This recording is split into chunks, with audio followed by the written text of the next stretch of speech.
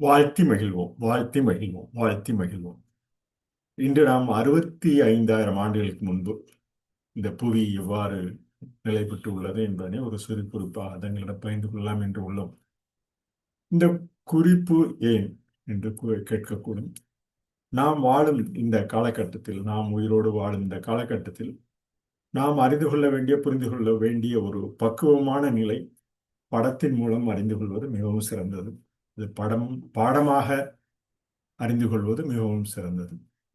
இந்த படத்தின் மூலம் தெரிந்து கொள்வது நாம் வாழும் உலகம் முன்னர் எவ்வாறு இருந்துள்ளது, பின்னர் இந்த காலகட்டத்தில் எவ்வாறு இருக்கிறது என்பதற்குண்டான அறிகுறியாக பல்வேறு அறிஞர்கள் காலநிலை வகுத்துள்ளனர்.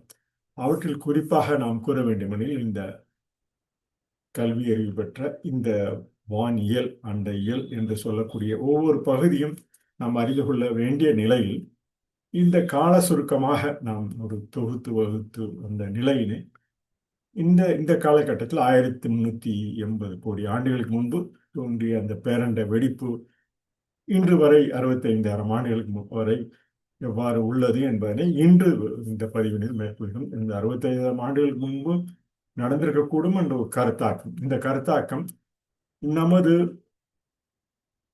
பல்கலைக்கழகம், பல்வேறு பல்கலைக்கழகம் தொகுத்த போதும், இது சவுத்தாம்ப்டன் பல்கலைக்கழகம் ஆங்கிலத்தில் தொகுத்துள்ளதை தமிழாக்கமாக நாம் தமிழ் மொழியில் கூற வேண்டும் என்ற அந்த கருத்தாக்கத்தில் இந்த பதிவினை தன்னுடன் பகிர்ந்து கொள்வது மிக்க மகிழ்ச்சி அடைகிறேன். இது தொடர்ந்து பதிவாக அனைவரும் எந்த காலகட்டத்திலும் காணலாம் என கூறி இந்த பதிவினை தங்களிடம் பகிர்ந்து கொள்கிறோம்.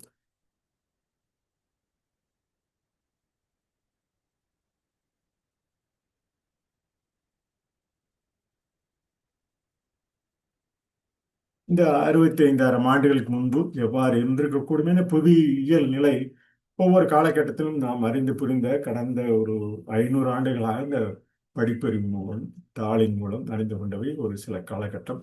அதற்கு முன்பு ஏட்டில், கல்லில் பதிந்தவை, கல்லில் விளக்கமாக பதிந்த ஒரு காலகட்டம்.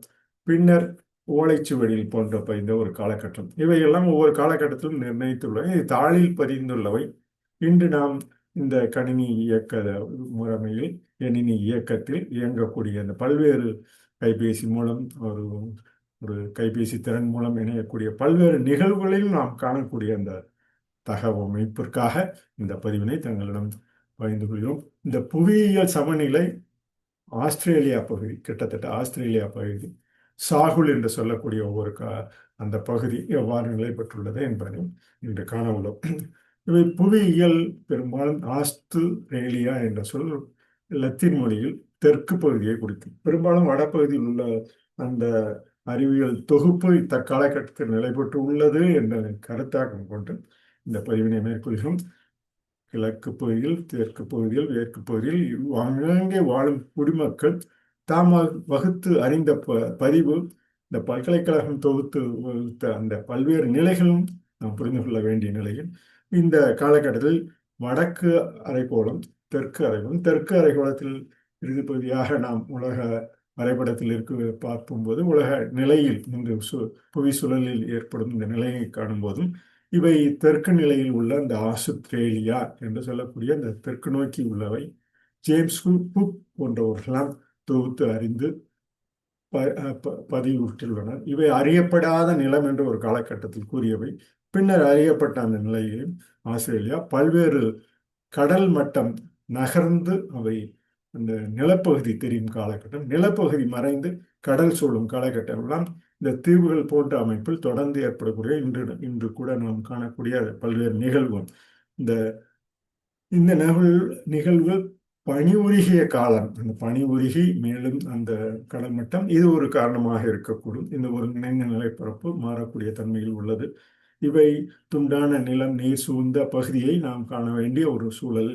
அந்த சாகுல் என்று சொல்லக்கூடிய இந்த சொல்லமைப்பு அந்த காலகட்டத்தில் இந்த ஆஸ்திரேலியா என்று சொல்ல முன்பு சாகுல் என்று கூறி அந்த டச்சு வரைபடத்தில் நீர் மூழ்கிய பகுதியாக மணல் கரையை சாகுல் என்று அந்த காலகட்டத்தில் குறிப்பிட்டுள்ளதை நமது இந்த பதிவினில் காணலாம். இவை கிட்டத்தட்ட 17ஆம் நூற்றாண்டு டச்சு வரைபட கலைஞர்கள் அந்த பதிவினை விற்றுள்ளனர். இவை ஒரு முக்கிய அம்சமாக, முக்கிய பதிவாக நாம் கூற வேண்டுமெனில் இன்று உள்ள ஆஸ்திரேலியா, நியூகினியா, தாஸ்மேனியாவை இணைந்து தற்போது உள்ள ஆஸ்திரேலியாவை விட பரப்பளவு பெரிதாக உள்ளது என்பதையும் நாம் அறியலாம். உருவாக்கம் இவ்வாறான இந்த பனிக்கட்டி உருகி இந்த கடல் மட்டம் ஏறும் பகுதி இன்று கூட நாம் காணும் நிகழ்வு. இவை தொடர்ந்து நிகழக்கூடிய நிகழ்வு. இது கிட்டத்தட்ட பல்வேறு சூழல்களில், காலநிலை மாற்றங்களில், பல்வேறு புயல், பல்வேறு கால சூழல் மாற்றங்கள் நமது வாழ்வாதாரம் பெருகக்கூடிய அறியக்கூடிய நிலையில் இந்த கிட்டத்தட்ட 120 மீட்டர் உயர்ந்து நிலப்பகுதி தெரியும் பகுதி என கூறலாம். இவை இந்த காலகட்டம் நமக்கு ஒரு தொடர்நிலையை அறியக்கூடிய உயிர் எவ்வாறு உயிரினமாக நிகழ்ந்துள்ளதெல்லாம் நான் தொடர்ந்து இந்த பதிவினை மேற்கொள்ளும். இந்த பதிவை அனைவரும் கண்டு காணுமாறு கூறி இந்த பல்வேறு நிகழ்வுகளில் தங்களிடம் தொடர்ந்து இந்த பதிவினை மேற்கொள்வதை தங்களிடம் பகிர்ந்துள்ளோம்.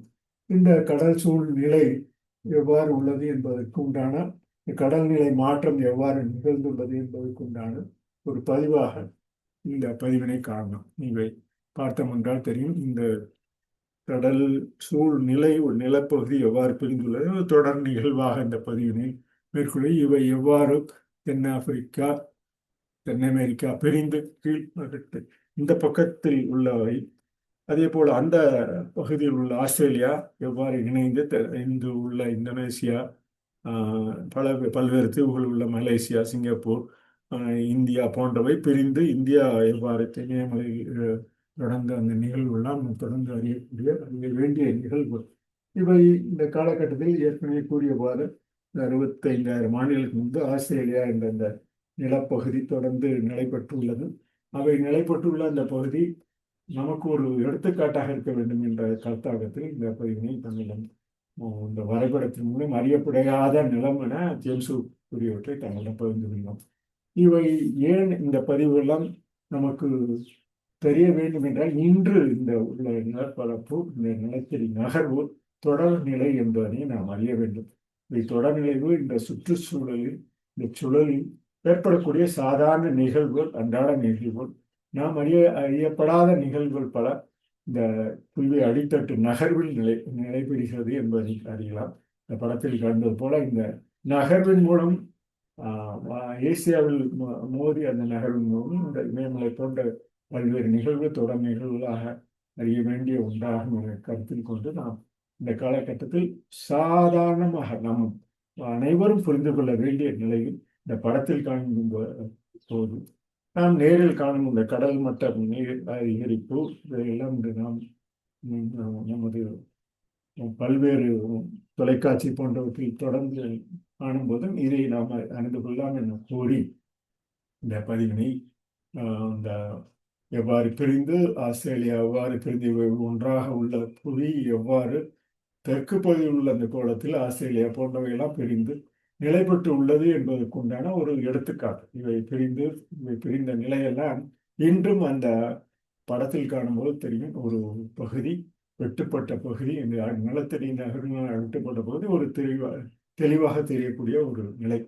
இவை அந்த ஆஸ்திரேலியா என்று அந்த சொல்லக்கூடியது போல ஒவ்வொரு நிகழ்வுகளும் பல்வேறு பெரிய நிலப்பரப்பளவை கொண்டவை, நீர் பரப்பளவு கொண்டவை. நீர் பரப்பளவு ஏற்கனவே நாம் கூறியது போல 2 மடங்கு, 1 மடங்கு நீரால் 1 மடங்கு நிலப்பரப்பாலும் சொல்லப்பட்டுள்ள பகுதி இந்த தெற்கு பகுதி ஆஸ்திரேலியா என்று நாம் கருதக்கூடிய ஒரு நிலை. இந்த கருதுகோள் எல்லாம் நாம் தொடர்ந்து இந்த சாகுல் என்ற பகுதியை நாம் பார்க்கும்போது தெரியும்.